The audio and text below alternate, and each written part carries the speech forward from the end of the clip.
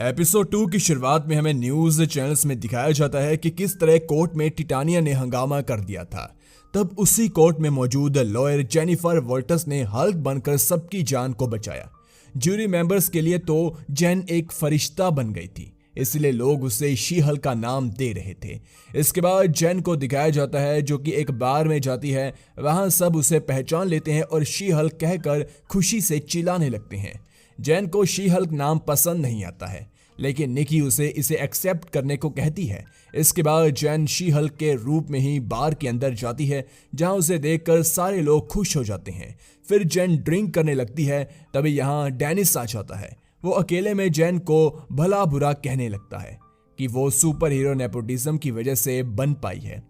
तभी निकी डेनिस को वहां से भगाकर जेन को समझाने लगती है कि वो काफी लकी है, इसीलिए वो सुपर हीरो बन पाई है। इस पर जेन कहती है कि उसने इतने साल स्टडी की सिर्फ इसलिए नहीं कि वो हरी भरी कबाब बनकर दुश्मनों से लड़ती फिरेगी। वैसे भी सुपर हीरोज को ना तो मेडिकल बेनिफिट मिलती है और ना ही मिलिट्री लीव सैलरी, ना कोई पेंशन। ये दोनों बात ही कर रहे होती हैं कि यहाँ जेन का बॉस आ जाता है। उन्हें जेन से कुछ बात करनी होती है, लेकिन वो शी हल्क के रूप में होती है तो उन्हें जरा ऑकवर्ड सा लगता है। वो उसे नॉर्मल जेन बनने को कहते हैं। अब क्योंकि जेन ने काफी ड्रिंक कर ली थी, इसलिए वो जैसे ही जेन बनती है तो उसका मेटाबॉलिज्म लो होने की वजह से वो गिर जाती है। फिर भी वो खुद को संभालती है और अपने बॉस से बात करती है, तो उसे पता चलता है कि उनकी फर्म ये केस अपनी दलील की वजह से जीती गई थी। लेकिन जब जेन शी हल्क बनकर टिटानिया का सामना कर रही थी और जूरी मेंबर्स की जान बचाई, तो उनके ऑपोजिशन फर्म GLK&H ने यह दलील दी कि जूरी जेन पे मेहरबान हो गई है क्योंकि वो एक सुपर हीरो बन गई है, इसलिए केस अब उलझ गया है। इतना कहकर जेन के बॉस उसे फायर कर देते हैं। जेन को यकीन नहीं होता कि उसके अच्छे कर्मों की वजह से उसे काम से निकाला जा रहा है।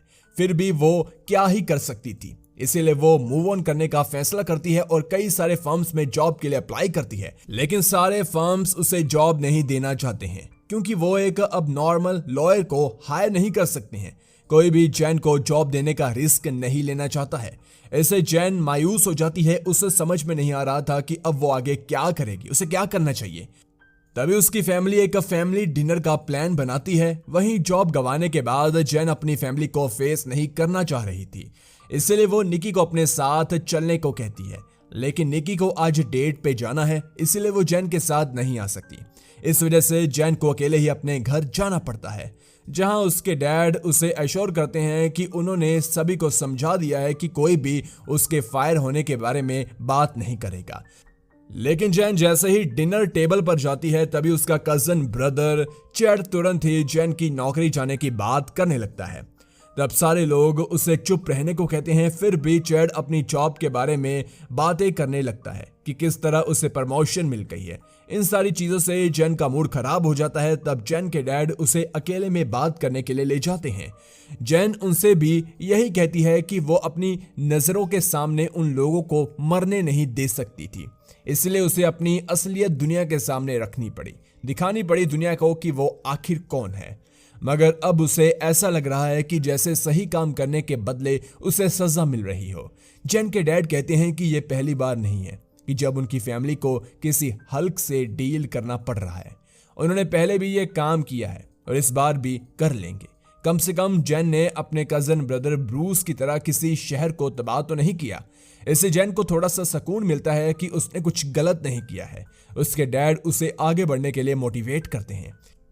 इसके बाद सीन अगली रात में शिफ्ट होता है। जेन बार में ड्रिंक कर रही होती है। तभी वहां GLK&H के ओनर मिस्टर हॉलीवे आ जाते हैं। वो जेन को जॉब ऑफर करते हैं। जेन को यह मजाक लगता है कि पहले उन्हीं की वजह से उसे फायर किया गया और अब खुद वो उसे हायर करने को आए हैं। तब हॉलीवे उसे बताते हैं कि वो अपनी फर्म में एक न्यू डिवीजन बना रहे हैं। वो जेन को उसे डिवीजन की हेड बनाना चाहते हैं। इसके लिए जेन तुरंत राजी हो जाती है, लेकिन वो अपनी पसंद की लीगल असिस्टेंट रखने की डिमांड पेश करती है, जिससे हॉलीवे को कोई भी इतराज नहीं होता। अगले सीन में जेन GLK&H कंपनी में जाती है। वहां वो मिस्टर हॉलीवे से मिलती है। तब उसे पता चलता है कि उन्होंने जेन को सिर्फ इसीलिए हायर किया क्योंकि वो एक सुपर हीरो है।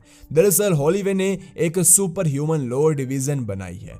जिसका फेस वो जेन को बनाना चाहते हैं, लेकिन वो उसे ऑफिस में भी शी हल्क के अवतार में आने को कहते हैं। इसलिए जेन को वहां सबके सामने शी हल्क बनना पड़ता है। ऑफिस के सारे लोग जेन को घूरने लगते हैं। ये सब जेन को बड़ा अजीब सा लगता है कि वो एक वेल क्वालिफाइड एक लॉयर है, लेकिन लोगों को फिर भी ये लग रहा है कि वो बस सुपर हीरो है, इस वजह से उसे ये जॉब मिली है।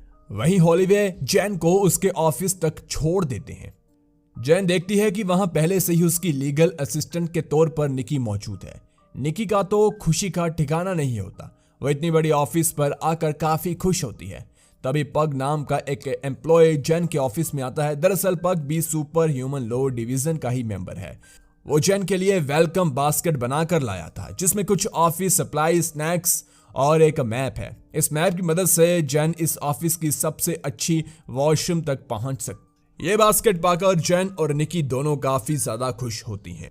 इसके बाद जेन हॉलीवे से मिलकर उनका शुक्रिया अदा करती है और उनके केस में काम करने के लिए राजी हो जाती है। हॉलीवे जेन को एमिल ब्लॉन्स्के की पेरोल कराने का जिम्मा सौंपता है। ब्लॉन्स्के को अबोमिनेशन भी कहा जाता है। ब्लॉन्स्के अल्ट्रा हाई सिक्योरिटी प्रिजन में काफी सालों से सजा काट रहा है। हॉलीवे जानता है कि ये एक हाई प्रोफाइल केस है। इस केस को जीतने से उनकी फर्म को काफी पब्लिसिटी भी मिलेगी, इसीलिए वो ब्लॉन्स्के का केस फ्री में लड़ने वाले हैं। लेकिन इसके लिए जेन तैयार नहीं होती, क्योंकि कई साल पहले ब्लॉन्स्के और जेन के कजन ब्रदर ब्रूस के बीच काफी फाइट हुई थी।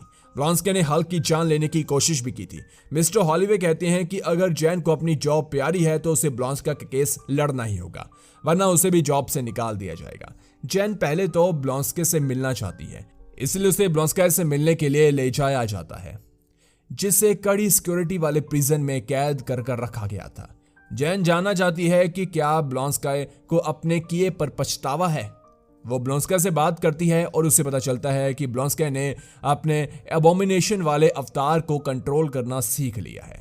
अब ब्लॉन्स्के खुद को सिर्फ एक रॉयल मरीन्स कमांडो मानता है, जो पहले यूएस गवर्नमेंट के लिए काम करता था। इस प्रिजन में ब्लॉन्स्के ने प्रिजन पेन पैल प्रोग्राम के तहत 7 फ्रेंड्स बनाए। वो अब उन्हीं के साथ न्यू लाइफ स्टार्ट करना चाहता है। साथ ही ब्लॉन्स्के बताता है कि उसकी हल्क के साथ कोई भी निजी दुश्मनी नहीं थी। उसने जो भी किया वो यूएस गवर्नमेंट के ऑर्डर पर किया, और उसने जो हार्लेम में भयानक तबाही मचाई थी वो सुपर सोल्जर सीरम के साइड इफेक्ट्स की वजह से हुआ था। और ब्लॉन्स्के ने अपने हर दुश्मन को काफी सारे सॉरी के लेटर्स लिखे हैं। अब जेन को ब्लॉन्स्के की बातों पर यकीन तो हो जाता है कि अब वो बदल चुका है, फिर भी वो सोचने के लिए वक्त मांगती है। कुछ दिनों के बाद मिस्टर हॉलीवे जेन को सिर्फ एक दिन की मोहलत देते हैं ये फैसला करने के लिए कि वो केस लड़ना चाहेगी या फिर नहीं।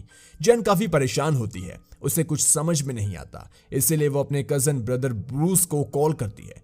जेन उसकी कोई बात नहीं सुनती और अपनी सारी आप बीती बताती चली जाती है कि उसे उसकी फर्म ने निकाल दिया। इसके बाद उसने कई सारी फर्म्स में जॉब पाने की कोशिश की, लेकिन कोई भी फायदा नहीं हुआ। बड़ी मुश्किल से उसे GLK&H फर्म में जॉब मिली थी, लेकिन उसे वहां भी अपना पहला केस एमिल ब्लॉन्स्के उर्फ अबोमिनेशन को डिफेंड करना है। वो जानती है कि उसने ब्रूस को मारने की कोशिश की थी, लेकिन वो तो अब पुरानी बात हो गई है। अब ब्लॉन्स्के काफी बदल चुका है। वो अपने जिंदगी की न्यू शुरुआत करना चाहता है। इसके बावजूद भी जेन बिना ब्रूस के परमिशन के ब्लॉन्स्के का केस नहीं ले रही है, क्योंकि उसके लिए वो ज्यादा इंपॉर्टेंट है। लेकिन ब्रूस समझ आता है कि जेन इस केस को लड़ना चाहती है, मगर वो कंफ्यूज है, इसलिए वो उसे बताता है कि ब्लॉन्स्के ने उसे काफी सारे अपॉलॉजी के लेटर भी सेंड किए हैं। इतने सालों में ब्रूस भी काफी बदल चुका है। अब उसे जेन के ब्लॉन्स्के के केस लड़ने से कोई भी इतराज नहीं है। इससे जेन काफी खुश हो जाती है और वो ब्रूस से कहती है कि वो जैसे ही LA आए उसे जरूर मिले, जिस पर ब्रूस कहता है कि अभी तो उसे कुछ काम करना है, वो जब आएगा तो उसे जरूर मिलेगा। फिर बाद में जेन को ब्रूस की आवाज सही से नहीं आती और कॉल कट हो जाती है। फिर हमें दिखाया जाता है ब्रूस एक स्पेस शिप में है, यानी कि वो किसी मिशन पर जा रहा है। फिर जेन मिस्टर हॉलीवे को कॉल कर बताती है कि उसने अपने सारे पर्सनल इशू को सुलझा लिया है। अब वो ब्लॉन्स्के का केस लड़ने के लिए तैयार है। साथ ही वो ये भी बताती है कि उसने केस को जीतने के लिए विनिंग स्ट्रेटजी भी बना ली है। जेन का फैसला जानकर मिस्टर हॉलीवे खुश तो होते हैं, पर उसे एक बार टीवी ऑन कर न्यूज देखने को कहते हैं, जैन न्यूज देखती है तो उसे पता चलता है कि इतनी टाइट सिक्योरिटी को तोड़कर ब्लॉन्स्काई भाग चुका है। एक वीडियो भी लीक हुई है जिसे देखकर ऐसा लग रहा है कि अबोमिनेशन किसी अंडरग्राउंड फाइट क्लब में है। किसी को पता नहीं है कि वो जेल से कैसे भागा। तब जैन कहती है कि गड़बड़ हो गई और इसी के साथ एपिसोड नंबर 2 भी खत्म हो जाता है। और पोस्ट क्रेडिट सीन में हमें दिखाया जाता है जैन अपने पेरेंट्स के घर पर है, जहां उसके पेरेंट्स जैन के शी हल्क होने का फायदा उठा रहे हैं और उसे ढेर सारे घर के कामों को करने के लिए दे रहे हैं। नेक्स्ट एपिसोड और भी अमेजिंग मूवीज को देखने के लिए जल्दी से हमारे चैनल को सब्सक्राइब कीजिए। मिलते हैं एक और वीडियो के साथ। Okay bye.